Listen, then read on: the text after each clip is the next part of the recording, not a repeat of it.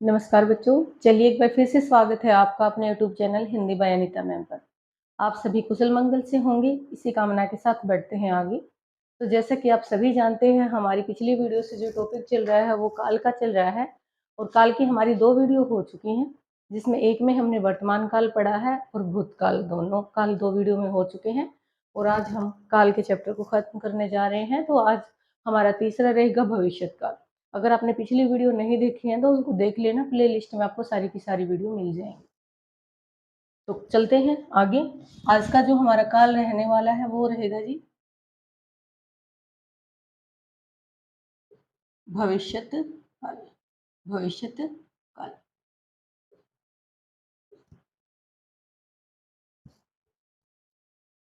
तो जैसे कि आप सभी जानते हो, जो आने वाला समय होता है उसे हम भविष्यत कहते हैं।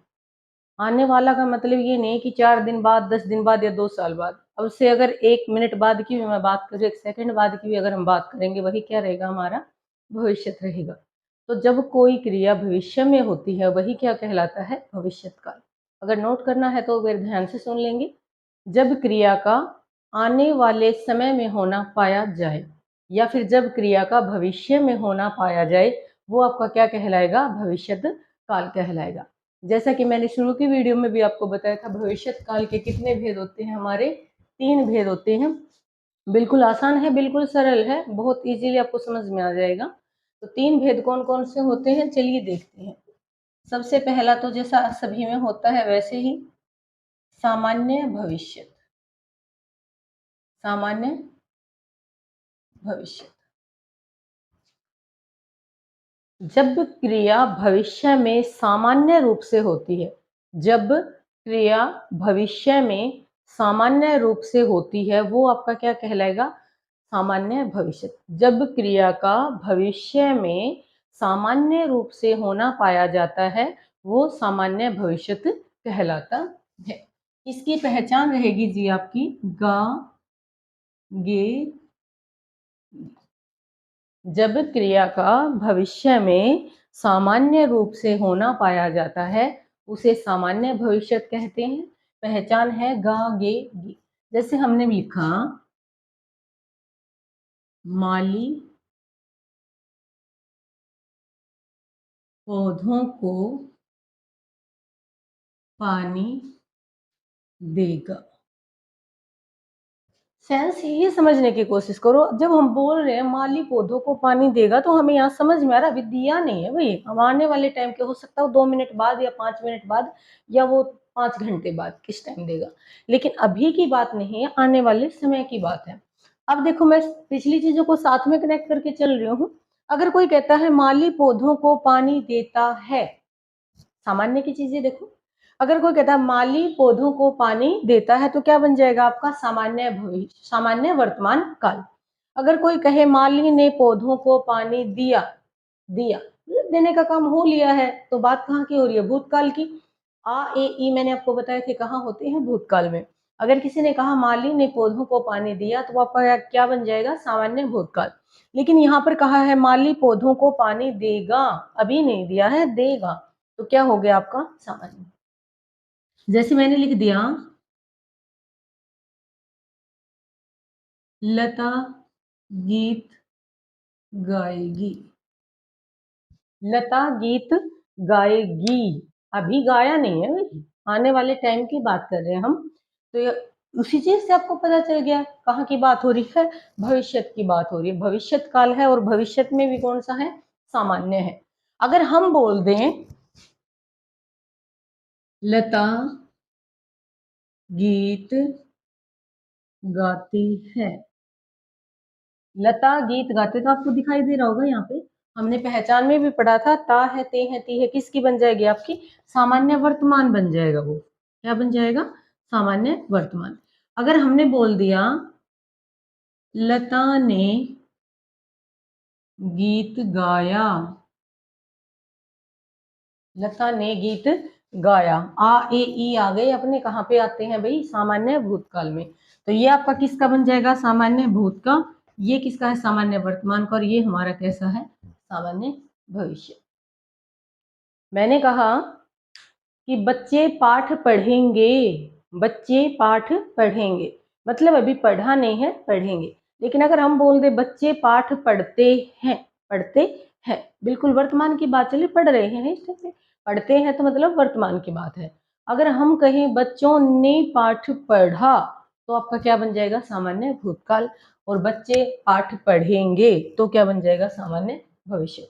आशा कर रही हूँ आपको अच्छे से समझ में आ रहा होगा भाई। मैं दोनों तीनों काल को एक साथ ही लिंक करके चल रही हूँ यहाँ पे, क्योंकि हमारा लास्ट पॉइंट चल रहा है ये। अगला तो बहुत ही आसान है, कुछ है ही नहीं। वैसे तो देखो, मैंने आपको शुरू में ही बोला था, जो पूरा का पूरा भविष्य है वो कहाँ होता है, संदेह में ही होता है। भविष्य की कभी भी कोई श्योरिटी तो होती ही नहीं है, हो सकता है कुछ भी, कोई, मैंने आपको शुरू में ही बोला था। लेकिन अब अगला हमारा है ही क्या, संदिग्ध संभाव्य भविष्य।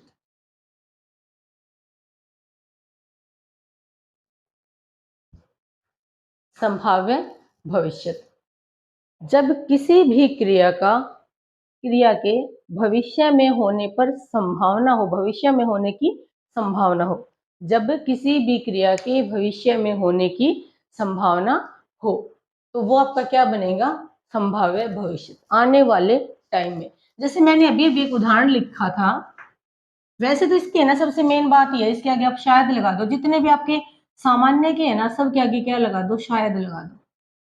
जितने विषय, जैसे आपने लिखा माली ने, सॉरी, माली पौधों को पानी देगा, पानी देगा, इसी के आगे आप शायद जोड़ दो, शायद माली पौधों को पानी दे। ठीक है, जैसे आपने कहा, हमने लिखा था अभी, लता गीत गाएगी, लता गीत गाएगी। अगर आप लगा दो इसके आगे शायद लता गीत गाएगी, या शायद लता गीत गाए, मोस्टली आपको मिलेगा यहाँ पे गाए। दोनों ही बात क्या है, एक है। तो यहाँ तो कुछ है ही नहीं, बिल्कुल ही सिंपल है। जितने भी आपके भविष्य के उदाहरण है, भविष्य का कोई उदाहरण उसके आगे अगर हमने शायद लगा दिया ना, वो सारे आपके क्या बनेंगे, संभाव्य भविष्य बनेंगे। ठीक है, चलते हैं लास्ट पॉइंट पे।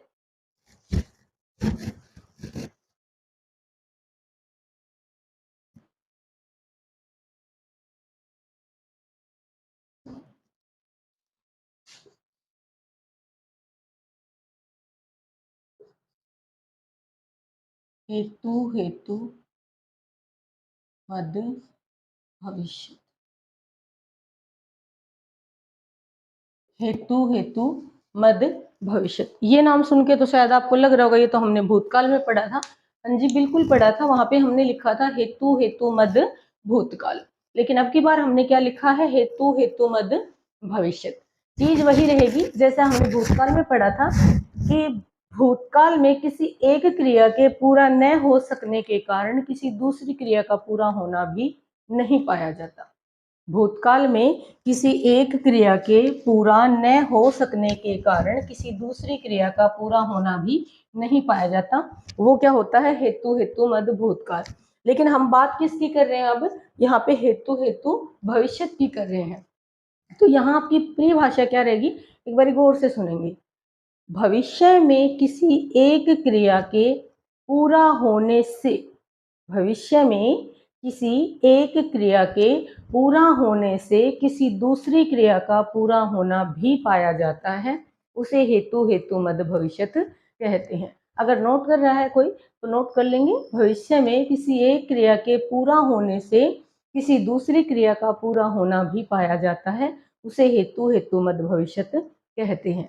तो एक बार मैं आपको यहाँ पे हेतु हेतु भूत और हेतु हेतु भविष्य दोनों में अंतर समझाऊंगी, कंफ्यूज बिल्कुल नहीं होना है। देखो, मैं दो उदाहरण लिख रही हूँ, पहले तो मैं एक बार इसी का लिख देती हूँ। यदि परिश्रम करोगे तो सफल हो जाओगे। यदि परिश्रम करोगे तो सफल हो जाओगे। अभी तक परिश्रम भी नहीं किए हैं और अभी तक सफल भी नहीं हुए। अगर भविष्य में आप ये काम कर लोगे तो दूसरा काम भी आपका हो जाएगा।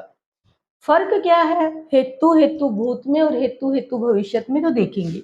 मैंने लिखा यदि परिश्रम करते तो पास हो जाते। जो आपका भूत होता है भाई, उसको जब भी आप पढ़ोगे सेंस हमेशा कैसे निकलेगी, नेगेटिव सेंस निकलेगी। और अगर भविष्य को आप पढ़ रहे हो, हेतु हेतु की बात कर रही हूँ यहाँ पे मैं, अगर आप भविष्य को पढ़ रहे हो तो सेंस हमेशा आपकी कैसी आती है, पॉजिटिव आती है।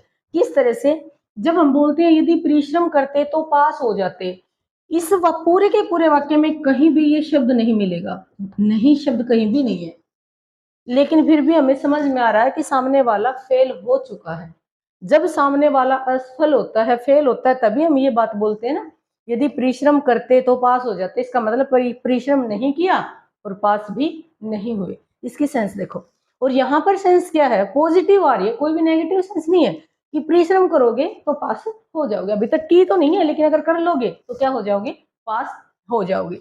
जैसा कि एक उदाहरण और लिख रही हूँ मैं, दोनों को एक साथ लेके चल रही हूँ मैं।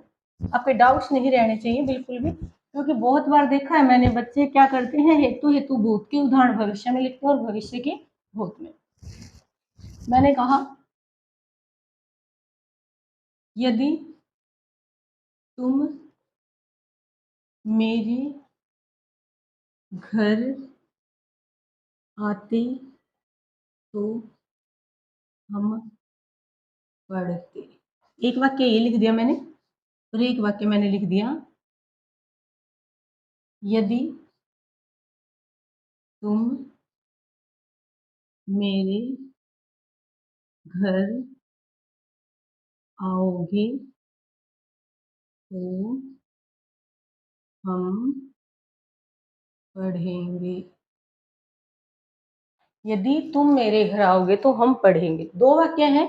इनमें एक हेतु हेतु भूत का है और एक हेतु हेतु भविष्य का। बड़ी गौर से समझ लेना, कभी कंफ्यूज नहीं होगे मेरे हिसाब से आप हेतु हेतु भूत और भविष्य में।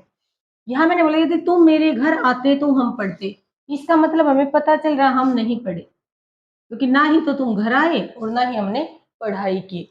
ये बीते हुए समय की बात कर रही हूँ। जब मैं किसी को बोल रही हूँ कि यदि तुम मेरे घर आते तो हम पढ़ते, इसका मतलब वो आया नहीं, मैं पिछले समय की बात कर रही हूँ। तो ये आपका क्या है, हेतु हेतु भूत है।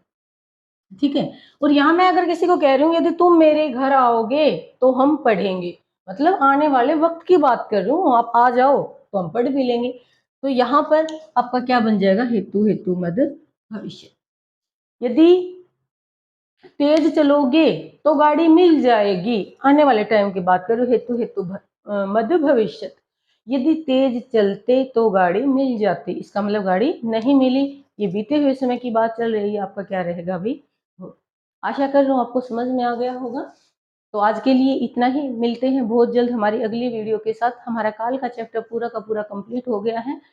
तो एक या दो बार अगर आप इनको ध्यान से सुनोगे, देखोगे, पढ़ोगे तो आपको काल का चैप्टर मेरे ख्याल से ऐसा याद हो जाएगा, शायद आपको दोबारा नहीं पढ़ना पड़ेगा इस चैप्टर को। तो ठीक है, धन्यवाद।